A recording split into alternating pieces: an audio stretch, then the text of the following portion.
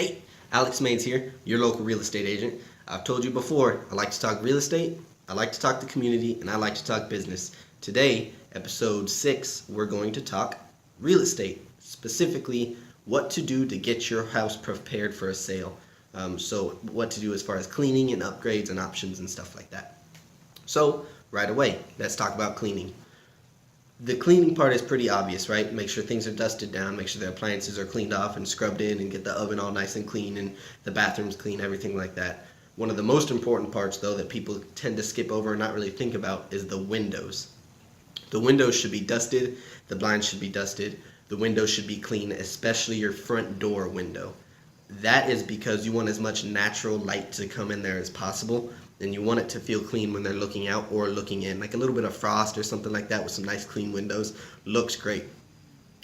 Like I said, especially the front door window. That front door is their first interaction with the house. It's the first thing that they see, the first thing they feel. So if the window on there is all dirty or nasty, or you got dog nose prints if it's a lower window, it really sets up the precedence for them to walk through the house and look for more stuff like that. So make sure those windows are clean, mainly for that natural light to come in. And then I would also recommend, as you leave your house for a showing, open those windows up so that way the light comes in.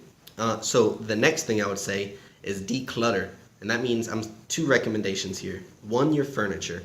If you have a big chest in your living room or like a real big dresser in your master bedroom or stuff like that, do what you can to pack that up and put the furniture in the garage. The less things you have on the floor, the better. So that way your house feels open and it kind of lets them imagine what they could do with the space rather than all the clutter you have or all the furniture you have in your space. So like beds and couches and stuff like that, fine. A TV on the wall, fine. But the things that kind of take over the space, I would recommend getting those out of there. The other thing I would say is pictures on the wall. I would remove the family pictures that you have on the wall for the same reason. We want the potential home buyers to imagine themselves in the house, and it's harder to imagine themselves in the house when your family pictures are there. I'm sure you have a beautiful family. I wouldn't replace the pictures though. I would just take them down, pack them up. You're gonna have to do it anyway, so take that step to get ahead of the ball game. The next thing I would say, we're gonna roll with this feeling thing, right? Make sure it feels homey in there, is the lights.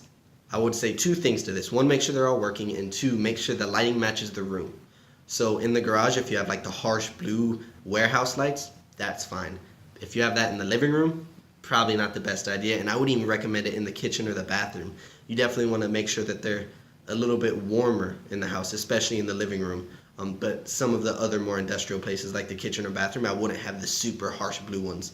Maybe like a lighter undertone of those. And I recommend LED lights. They're gonna, one, last forever, and two, not forever, but they're gonna last a lot longer. And they just make the house feel a little bit better. So LED lights, make sure they all work and make sure the light matches the room. So moving on to the feeling thing, as far as outside, they pull up to the house. If it's snowing, you want to make sure they have an access to the property, right? So they feel like they would when they maintain the driveway themselves. They can walk into the house easily. It's a good feeling rather than trudging through the snow and getting their boots all wet and their feet are cold now and stuff like that. So I can't recommend enough.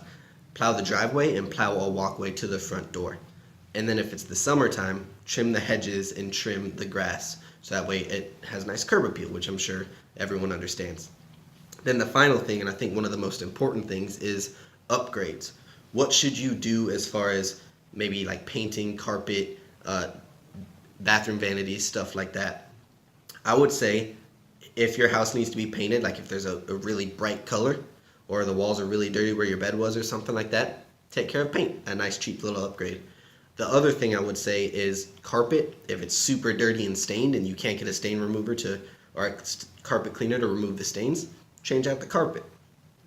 Other than those two things though, I wouldn't recommend doing a lot of, don't change your bathroom vanity unless it's destroyed and it needs to be changed. Or don't change around your kitchen or replace the appliances or anything like that. Let the new homeowners come in and do those things. Let them personalize it themselves. I wouldn't go through and try and change those things to bring in the buyer. I would rather reflect it on the price because you're not going to get dollar for dollar for those upgrades. So the final thing is, that's it.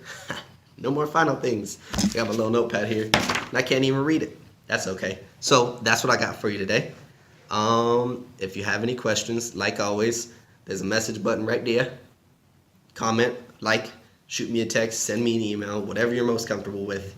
Let me know. Thank you for tuning in. I really appreciate it. If you have any ideas of how I can add more value, if you have any questions about the real estate process, let me know. I would love to make a video, and I'm sure someone else has the same questions you do. So once again, thank you. Until next time.